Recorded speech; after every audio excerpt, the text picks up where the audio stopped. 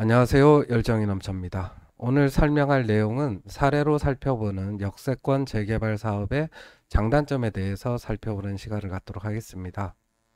서울시 도시계획 포털에 살펴보니까 세절 역세권 장기전세주택 도시정비형 재개발 사업 정비계획 결정 및 정비구역 지정안을 위한 공란공고문이 떴더라고요.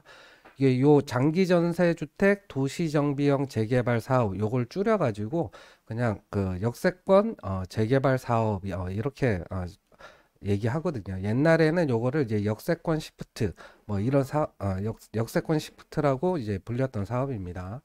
그래서 지금 정식 명칭은 장기전세주택 도시정비형 재개발 사업입니다. 줄여서 역세권 재개발 사업이다.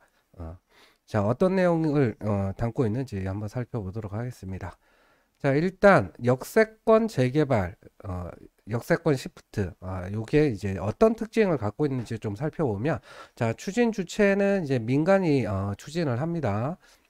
우리 공공재개발이나 뭐 여러 거 3080 플러스 도심 공공주택 복합사업 이런 것들은 이제 공공이 참여를 한단 말이야. 공공이라 하면 이제 LH공사나 이제 SH공사 같은 데서 이제 참여를 해요. 근데 뭐 공공재개발이나 신통기획 뭐 3080 플러스 3080 플러스는 지금 사면 그 사업이 선정된 구역을 지금 사면 현금 청산이 돼버리고요.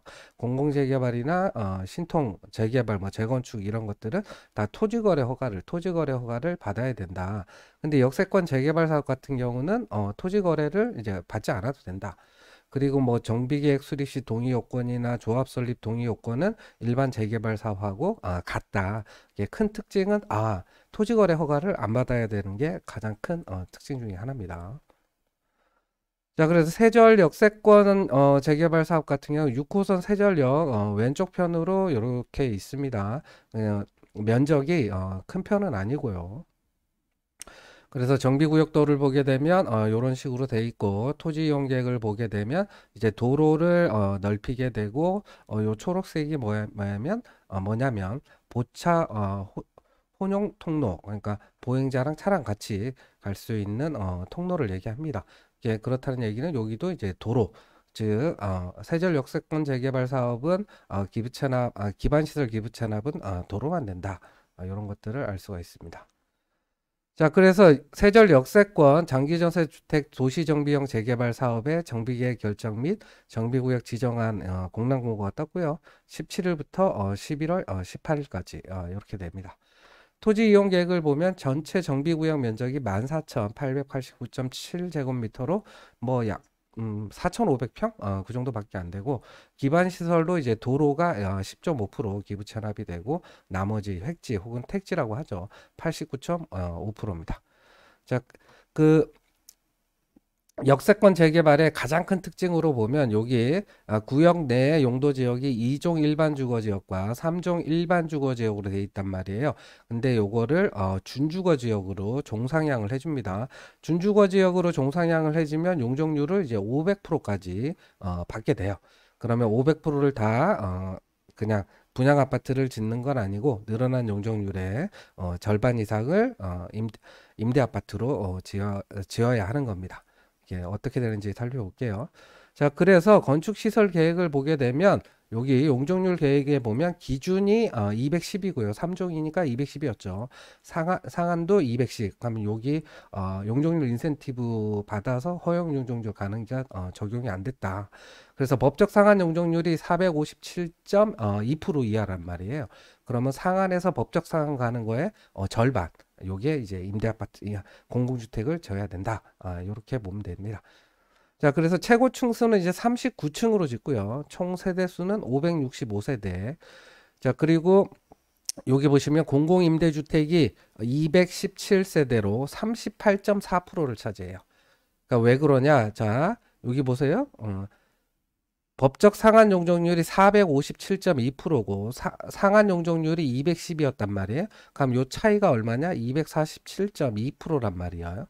그럼 이거의 절반, 초과 용적률의 절반, 요게 123.6%에 해당하는 그 면적을 장기 전세 주택으로 이제 공공주택이죠. 요거를 이제 공급을 해야 되는 거예요. 그래서 181세, 네. 그래서 장기전세주택 181세대와 재개발 의무 36세대를 해서 전체 565세대 중에 217세대가 인 38.4% 정도를 임대 아파트로 이제 공급을 해야 된다. 이런 내용이고요. 자, 여기 밑에 보면 소유주 및 일반 분양 이렇게 돼 있죠. 그럼 평형 구성을 보게 되면 39, 59, 84 이렇게 돼 있단 말이에요. 자, 위로 가볼게요. 자, 공동주택에서 면적이 40제곱미터 미만은 요거잖아요. 39.95. 얘가 이제 총 77세대고 임대로 36개, 분양으로 41. 40 이상 60 미만이 180세대인데 그러면 59.95죠. 그리고 60 이상 85 미만이 308세대인데 그럼 84.99잖아요. 우리 전용 84.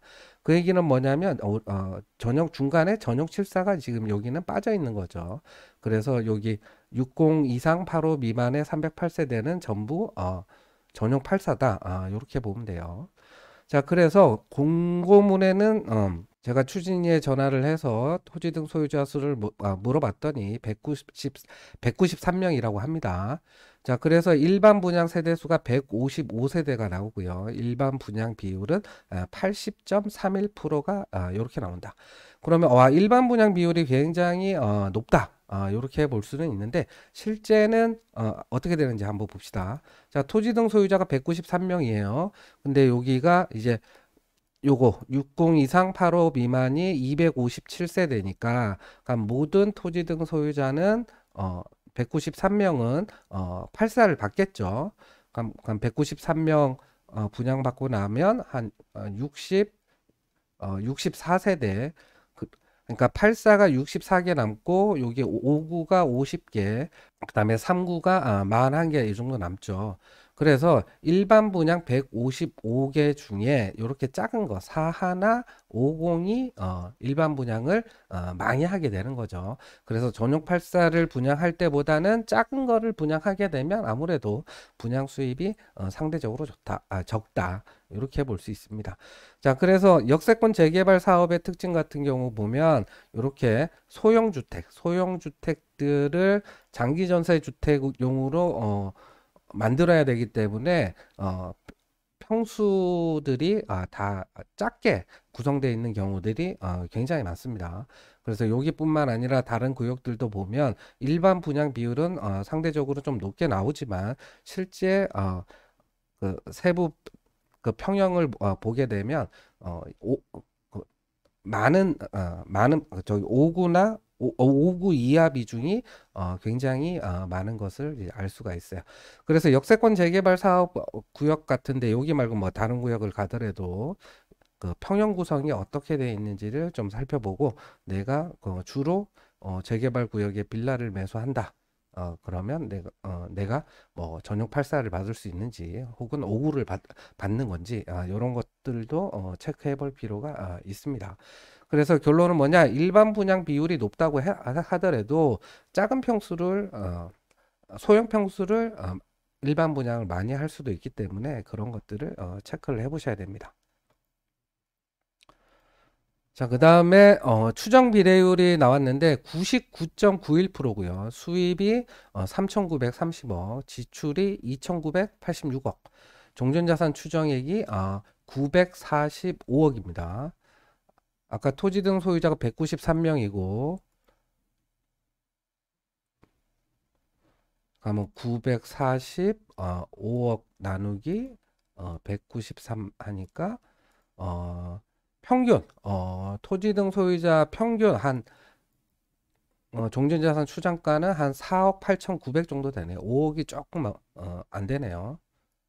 자, 그리고 여기 보시면 종전자산 추정할 때 토지평가 우리 주택 같은 경우 토지평가하고 건물평가를 따로 해서 이제 합치는데 여기 이게 보정률을 일반적으로는 표시를 해주는데 여기는 표시가 안 돼 있다. 공동주택 우리 빌라 같은 경우도 보정률을 적용하여 산출하였다고 했지만 얼마로 했는지 이게 표시가 안 돼 있더라. 그러면 요거 어떻게 돼 있는지는 뒤에 나옵니다. 자, 그래서 추정 분담금 상정 방식 해가지고 종전자산 총액에다가 비례율 곱해서 이제 조합원 분양가로 이제 조합원 분양가에서 내 권리가액을 빼게 되면 분담금이 나오잖아요. 자, 3구의 조합원 분양가는 한 5억 정도 되고 5구는 한 7억 4,200, 8사는 9억 4,600 정도 됩니다. 자, 그래서 지금 보면 지금 디테일한 자료들이 정비계획상에는 안 나와 있더라고요. 그래서 제일 먼저 해본 게 그러면 공사비는 얼마 정도로 책정을 했을까를 한번 해봤어요. 그래서 총 지출 추정액 가지고 공사비가 얼마로 됐을까를 좀 보니까 자, 일단 세대당 주차 대수는 고급, 여기는 뭐 하이엔드 브랜드를 고급화 하기는 힘들 것 같으니까 일반적으로 보면 1.3에서 1.4대 정도 주차 대수를 만들기 때문에 요거에 평당 800 정도를 계산을 해보니까 공사비가 2267억 나오더라고요.